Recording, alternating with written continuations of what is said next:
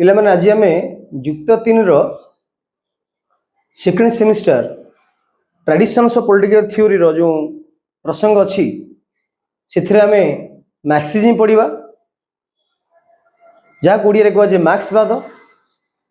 बंधुगण मार्क्सवाद एक रेस्पॉन्स थिला, it was a response against liberalism. तो प्रमुख भाव में यह एक उदारवाद एक रेस्पॉन्स प्रतिक्रिया थिला। ताले उदारवाद कौन?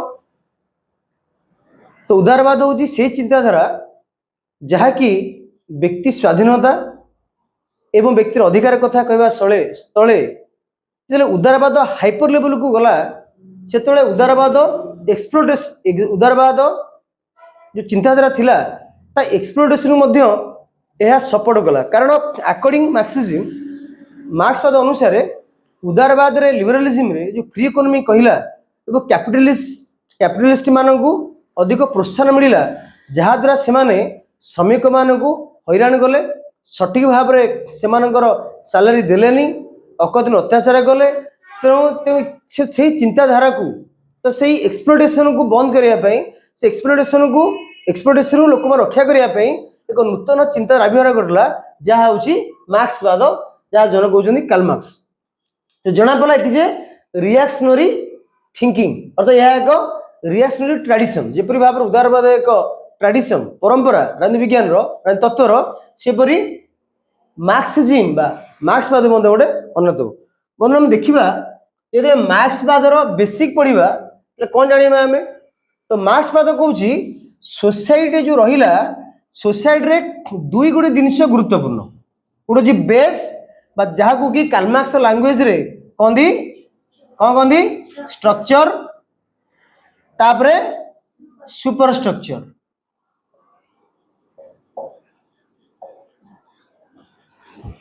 तो प्रथम जानते दरकार स्ट्रक्चर कौन सुपर स्ट्रक्चर कौन। बंधुगण स्ट्रक्चर कथा कहूचे ये स्ट्रक्चर हूँ तुम मैटेरियलिस्टिक सोसाइटी। मैटर कौन कहली? मैटर माने जदिओ ये कार्ल मार्क्स कौन जगह इकोनॉमी शब्द प्रयोग करना तथापि जदि आम कार्ल मार्क्स थ्योरी को डिकोड करवा तो देखा कार्ल मार्क्स कौन ना कौन जगह इकोनॉमी कथा कहते बा फाइनेंस कथा कहते। अर्थ समाज रे जो इकोनॉमी बा अर्थ समाज अन्य दिग को प्रभावित करे। तार तो बेस बा स्ट्रक्चर टा सुपर स्ट्रक्चर को अनेक मात्रा प्रभावित करे। ताले स्ट्रक्चर इकोनॉमिक कंडीशन सोसाइटी है इकोनॉमिक कंडीशन है क्या सुपर स्ट्रक्चर कौन ले पारिबा religion politics culture many things अर्थ अर्थनीति को छाड़ी देकर बाकी जहाँ रहा हूँ सुपर स्ट्रक्चर। तेणु एठारे according Karl Marx according Marxism structure सबुबले सुपर स्ट्रक्चर को प्रभावित करते। तो कौन गुरुत्वपूर्ण है? अर्थनैतिक व्यवस्था व्यक्तिर राजनीतिक व्यवस्था को प्रभावित करे। जेपरी व्यक्तिर राजनीति प्रभावित करे सेपरी समाज रे मध्य अर्थनैतिक व्यवस्था राजनीतिक व्यवस्था को प्रभावित करे। तो यहाँ पर हम देखा नेक्स्ट देखा आउ कौन आर्गुमेंट थिला मार्क्सिज्म रो लिखल टी हाँ कि नहीं? जपरी हम कहले यह रेस्पॉन्स टू लिबरलिज्म। तापर कार्ल मार्क्स जिते इंटरप्रिटेशन करुले आम कार्ल मार्क्स हिस्ट्रियन कहीपर इतिहासकार सी कारण से इतिहास को विभिन्न फेज रे विभक्त करथिले। तो तांको जो इतिहास को विभिन्न फेज रे विभक्त करथिले से को इकोनॉमिक इंटरप्रिटेशन ऑफ हिस्ट्री। तो इतिहास को से अर्थनैतिक दृष्टिकोण व्याख्या करथिले। से कौन ताले जब आम जीवा सोसाइटी को नबा तो तांको अनुसार समाज रे चारिटा स्तर देखी समाज रो इतिहास विकास करिछि। प्रथम स्तर हूँ कम्युनिटारियन सोसाइटी कौन सोसाइटी भाई कही परिबा एक समता युक्त समाज। तापर से कहले से master slave society. Master slave माने मुनिब एवं दास समाज। तापर कहले से तापर आसला लैंड लॉर्ड एंड फार्मर बा ताको पिजन एवं यहाँ पर जो कैपिटल सोसाइटी आधुनिक समाज से रहा किए ना कैपिटलिस्ट एंड लेबर क्लास तांको भाषा रे बुर्जुआजी एंड प्रोलेटारिएट तो यही स्तर रे से इतिहास को व्यक्त कर आम जो वर्तमान इतिहास देखुचे इतिहास विशेषकर चारोटी स्तर दे विकास करुछि। प्रथम स्तर रे एक समतायुक्त समाज थिला जोठारे कौन व्यक्तिगत संपत्ति नथिला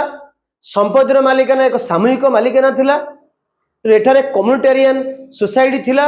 जड़े व्यक्ति कौन जिनस कि खाद्य जो शिकार करुच्ची जो लोक थे तो बांटिकी सेयार कर खाऊले संपत्ति जो प्राइवेट सेक्टर नथिला समते मालिक थे तो जहाद्वारा कि समाज रे द्वंद्व देखा there was no contradiction in society कौन कहि परिबा समाज रे ना एब्सेंस ऑफ कॉन्ट्राडिक्शन कौन कहबा एब्सेंस ऑफ कॉन्ट्राडिक्शन ताले पर्टिकुलरली कम्युनिटेरियन सोसाइटी रे आम एब्सेंस देखू कॉन्फ्लिक्ट रो कि आज कॉन्फ्लिक्ट आरंभ होला को सोसाइटी रे ना मास्टर्स रे सोसाइटी ये सोसाइटी रे धीरे धीरे प्राइवेट संपत्ति आसिला तो कालमास अनुसार जो प्राइवेट संपत्ति आसिला ये प्राइवेट संपत्ति बा प्राइवेट प्रॉपर्टी ही समस्यार प्रमुख कारण जानिजे कालमास पूर्व मध्य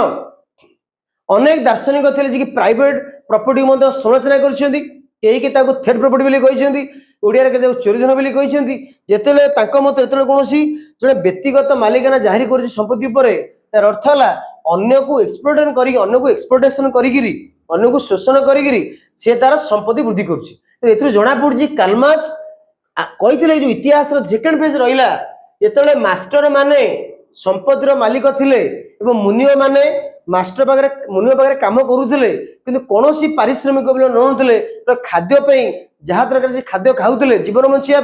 से समय एक्सप्लोइटेशन स्टार्ट है जो सोसाइटी ना दी मास्टर सोसाइटी एवं जब आम तृतीय समाज को जीवा तृतीय फेज को जीवा से कहते लैंड लॉर्ड एंड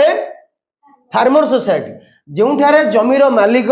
तो लैंडलॉर्ड कह जाए जमीदार कहीपर तो जमीदार माने कृषक मान अकदिन अत्याचार करुले कृषक मान जो चाष करुले से चाषर अनेक अधिक भाग लैंडलॉर्ड मान नहीं जाऊे जमी मालिक नहीं जाऊे तो जी खाद्य से बचार कथा से खाद्य खाऊले यह द्वारा एक एक्सप्लोइटेशन देखा देता इस समाज रे एवं कालमा जो समाज कथा कह आधुनिक समाज कथा कहते जो समाज रे कैपिटलिस्ट एवं लेबर क्लास जो कालमार्क्स लैंग्वेज अनुसार बुर्जुआ एवं प्रोलेटारिएट ये सोसाइटी रे मध्य समान पर एक्सप्लोइटेशन थिला तांको मतरे इतिहास केवल रंग बदलाए नाम बदलाए कि स्ट्रक्चर सब समान स्ट्रक्चर माने जो संरचना को संरचना ना एक्सप्लोइटेशन संरचना शोषण संरचना यही समाज रे कैपिटलिस्ट माने जो माने शिल्पपति माने से सबले चाहती लेबर क्लास को एक्सप्लोइटेशन करिया पे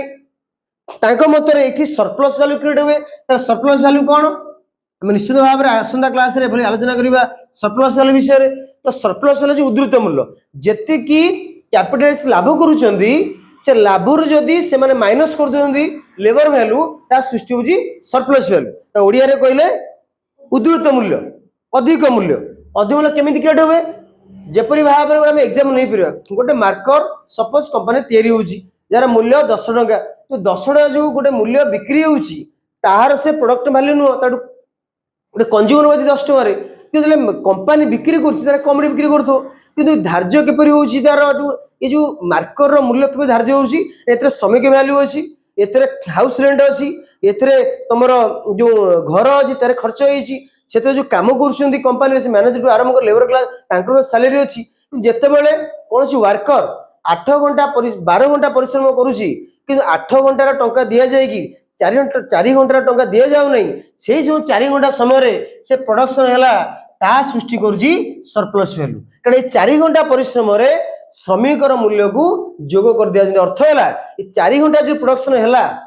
से 4 घंटा जिते प्रोडक्शन है से श्रमिक को दरम दि जाऊनी जहाद्वारा कि उद्धृत मूल्य सृष्टि होची तो कालमास मतरे उद्धृत मूल्य मध्य समाज रे द्वंद्व सृष्टि करिवारे श्रमिक मान को दुख रहिबारे एक प्रमुख कारण मध्य जब देखिबा ये सोसाइटी रे सरप्लस वैल्यू क्रिएट होता है जहाद्वारा कैपिटलिस्ट माने लेबर क्लास मान को कौन करती तांको शोषण करती सठिक भाव में मूल्य दि जाए ना जहाद्वारा समाज रे एक अशांति सृष्टि करा क्लास कॉन्ट्राडिक्शन देखा जाए तो बंधु मान जानिले आकु कहीपर क्लास कॉन्ट्राडिक्शन प्रति समाज रे एक निर्दिष्ट क्लास रोची कि समदर गोटे फीचर हम देखुवे गरीब धनी तो कालमास आइडियोलोजी रे कहउछंदी दर्शन में कहउछंदी समाज रे केवल दुईटी श्रेणी थांती गोटे हूँ रिच क्लास आ गोटे पुअर क्लास वेरी गुड आ गोटे हूँ पुअर क्लास आ सब बेले रिच क्लास पुअर क्लास मानकू एक्सप्लॉइटेशन करती और रिच क्लास डोमिनेंस जाई करती यही पुअर क्लास ना चेंज जपरी आम कहले ये आरंभ एक्चुअली संघर्ष ये आरंभ हो मास्टर्स ये मास्टर होती धनिक श्रेणी स्लेव गरीब श्रेणी इटी हूँ लैंडलॉर्ड होती गरीब धनी श्रेणी फार्मर पिजन होती गरीब श्रेणी से आधुनिक समाज रे पुंजीपति धनी श्रेणी लेबर क्लास गरीब श्रेणी तो यहीपरि भाव में श्रेणी देखा जाए तेणु कालमास कहते एक क्लास कॉन्शियसनेस क्रिएट हुए कौन हुए ना क्लास कॉन्शियसनेस तो श्रेणी चेतना श्रेणी सचेतनता ये श्रेणी सचेतना समाज सृष्टि जहाद्वारा कि प्रति सोसाइटी रे एक श्रेणी संघर्ष देखा जाए आम ए इकोनॉमिक इंटरप्रिटेशन रु श्रेणी संघर्ष जाऊे जो आम कहूँ क्लास स्ट्रगल से क्लास स्ट्रगल माने श्रेणी संघर्ष आम कहीपर प्रत्येक समाज प्रत्येक स्तर में संघर्ष देखा जाए जो कालमार्क्स दिखू जा इतिहास देखा जो श्रेणी संघर्ष आरंभ है मास्टर स्लेव ठार जिते दास माने अत्यधिक अत्याचारित हेले शोषित हेले से धीरे धीरे से आवाज बुलंद कले संघ सृष्टि जहाद्वारा कि आपको कहला क्लास कॉन्ट्राडिक्शन आपको कहला एक श्रेणी संघर्ष क्या भितर दीटा श्रेणी क्या भितर मास्टर एवं स्लेव से भाव में नेक्स्ट सोसाइटी रहा जैक लैंडलॉर्ड एवं फार्मर इठी एक्सप्लॉइटेशन हाई लेवल पहुंचुची श्रमिक विशेषकर कृषक माने अत्याचार रु बाहर को आसापी संघर्ष कले क्या विरुद्ध में लैंडलॉर्ड विरुद्ध में जमीन विरुद्ध में से भाव में बर्तमान समय कालमास कहते जो आधुनिक समय जो श्रमिक माने अधिक शोषण होती से कैपिटलिस्ट विरुद्ध में संघर्ष कर आवश्यकता अच्छी यदि संघर्ष करेंगे तेबे जाइकिरी सेमाने अधिकार को नार्यता भी पाई परिबे से क्लारियन कॉल देइथिले से कोन कहिथिले समग्र विश्व श्रमिक एकाठी हुंतु आपण माने किछि हरेबेनी कि जो कैपिटलिज्म रो जो श्रृंखला आप भीतर बांधी रखिछि ताडर फ्री मुक्त होइछि तो जना पड़छि कालमास एक श्रेणी सचेतनता सृष्टि कर चाहथिले श्रमिक मानक मध्य विशेषकर धनी श्रेणी विरुद्ध में संघर्ष करने लोक मान प्रोत्साहित करुले लेखा मध्यम नेतृत्व मध्यम जहाद्वारा कि कैपिटलिज्म उपर एक प्रश्नवाची सृष्टि होता है लिबरलिज्म उपर एक प्रश्न सृष्टि पर्टिकुलर